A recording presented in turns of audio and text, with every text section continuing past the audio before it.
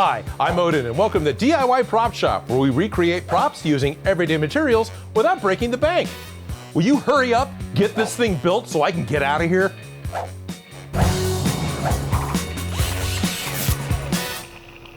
Today I'm going to build the portal gun from Rick and Morty. Rick's portal gun is a gadget that shoots green portals onto any surface and allows Rick and Morty to travel between infinite dimensions and realities. The portal gun is a small, handheld device with a red LED display that shows where the portal leads, a black knob for setting the destination, and a green plasma tube on top. And there are 3 emitters in the front of the gun that project the portals. I'm going to make my gun from sheets of styrene plastic.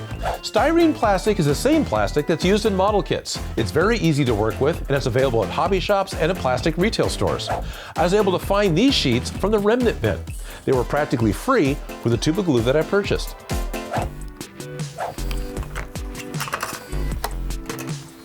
So the back of the gun is actually curved. I'm going to use PVC pipe to get that shape.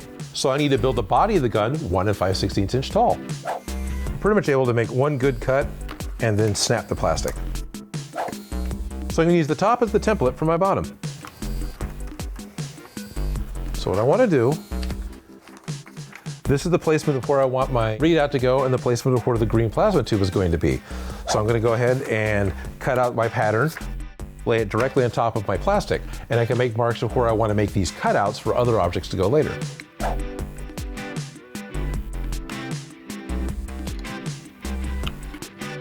The hole's pretty rough, so I'm going to want to sand it down a bit. Because I'm sanding something round, I'm going to take my sandpaper and wrap it around a PVC fitting. On the bottom, I need to make an access panel to both change batteries and finish assembly. I'm cutting some small pieces to use as a brace to inset the emitter panel. I bought one piece of plastic that's twice as thick as the others. This I'm going to use to make some reinforcements on the bottom and help attach to the PVC pipe. And now I can start assembling it. I'm going to glue it together with plastic cement. So this is just like the glue you'd use to assemble a model.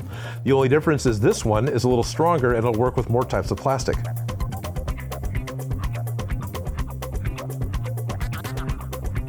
So at this stage, I can put my emitter panel in, but I want to drill the holes out first. To make these holes wider, I'm going to use a step bit. Now the emitter panel is actually black, so I need to paint this before I can glue it in place and continue with the body build. In the show, the emitters create the portals. I'm going to use flashlights to show that the emitter's been turned on. And to color the flashlights green, I'm going to cut the bottoms off of these little green shot glasses I picked up at the dollar store. To cut the bottom off the glass, I'm going to use a razor knife.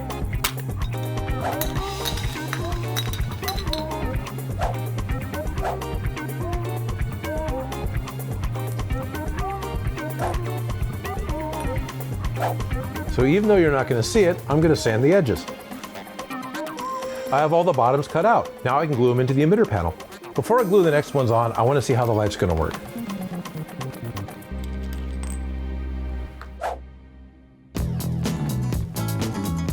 Now the plastic cement can't glue chrome parts, so I have to scrape the chrome off, and then I can glue the plastic to the plastic.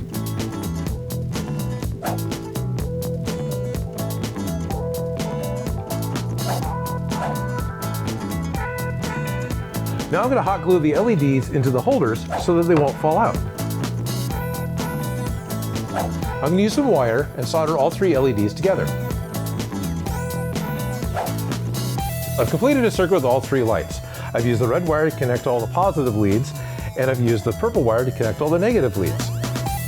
They all light up.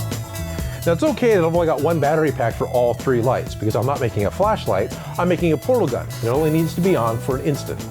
Just like with the chrome pieces, I have to scrape the spray paint off the sides of the emitter panel so I can glue it in using the cement. One piece I didn't cut, I need to make myself a little panel that just goes on the back side of where the display is going to be. I'm thinking up the back side for when I attach the handle. I can attach a little more of this to the inside corners for stability. Alright, with those pieces done, I can move on to the handle. So specific with the size of cuts I use for the body, because it makes it the same height as the PVC fitting. So once I attach all these together and make a handle, I can then cut this in half and glue it on. I want the PVC fittings to fit flush against each other. I need to put one small bit of PVC pipe inside to hold them together. I can use the same cement I've been using. You could also use a special cement they sell for PVC pipe. but I didn't want to buy more glue. Now there's a fairly unique shape to the handle of Rick's portal gun. I actually found a whisk. Now this is a hard plastic handle. It doesn't have the soft comfort grip that most do. This is something I can actually glue. So I'm going to just take the whisk apart and get the red handle. So I got the red handle, that'll fit inside. In order to make it a stronger connection, I'm going to put a wooden dowel inside.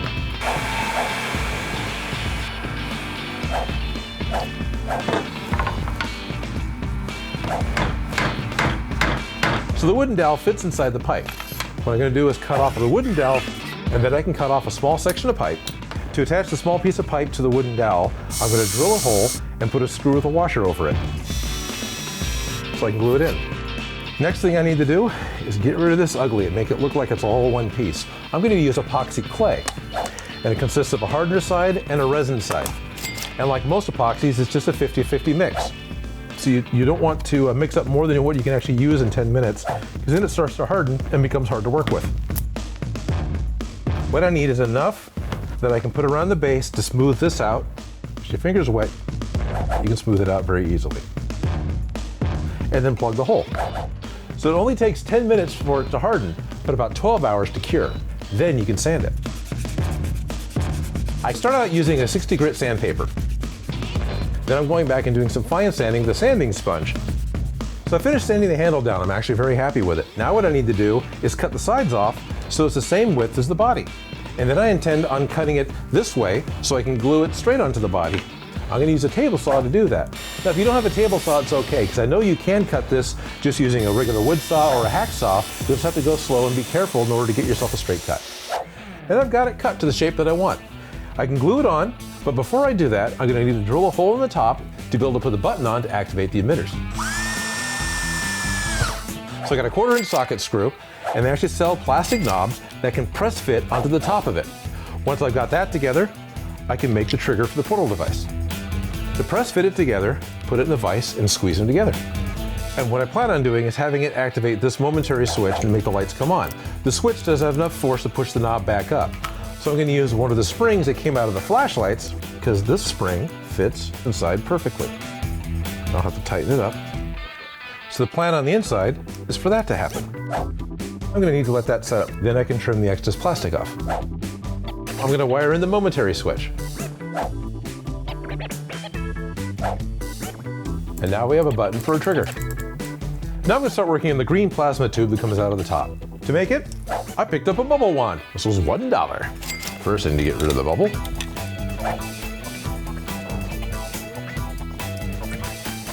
I'll rinse that out in a minute. Now, let's see. There we go. I cut the circle for it to fit in, and when I cut the tube down, I can just put it right inside. I've cut the base off and rinsed the bubble out. Now I'm going to cut the tube down to be 3.5 inches tall. I put the PVC pipe inside to keep the flimsy bubble tube from collapsing while it was being cut. So I cut the handle off, and I still have the lid for the bubble in there. What I want to do is put glue on this side, and then I'll add the plastic cement. So I'm going to cut the excess plastic off the sides here to make it the round shape they're supposed to be.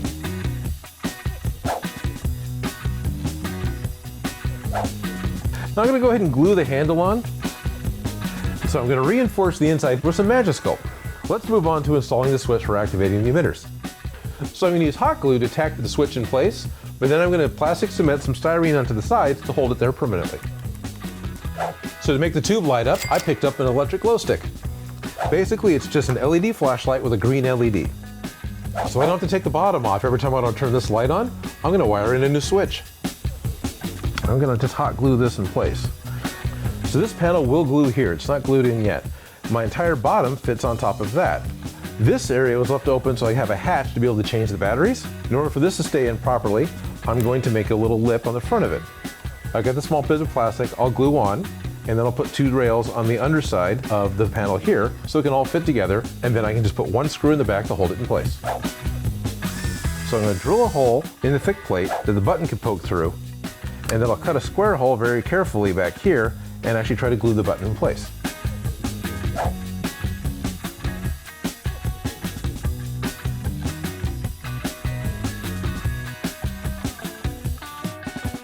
For those of you wondering where the foam in this project was, here it is.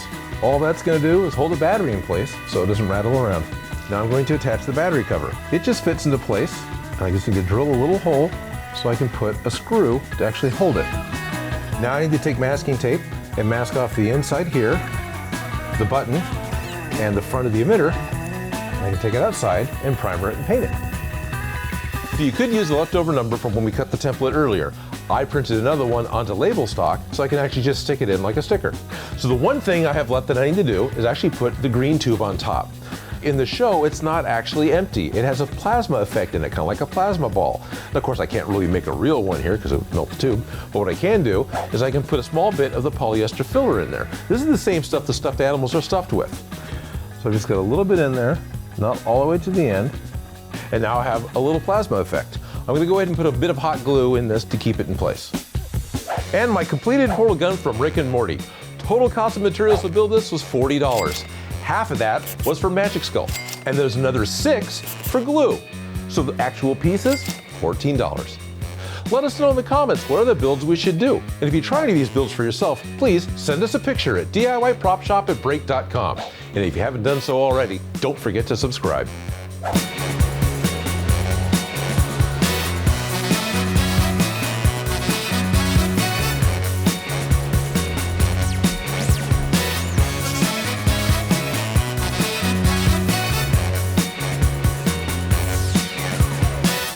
Would have been faster if I had done it.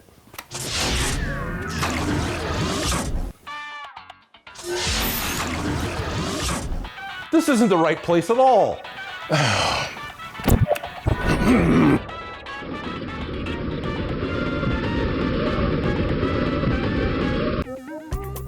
Thanks for watching, and don't forget to subscribe for more awesome builds. And keep an eye out as DIY Prop Shop will be moving to Fridays starting July 1st.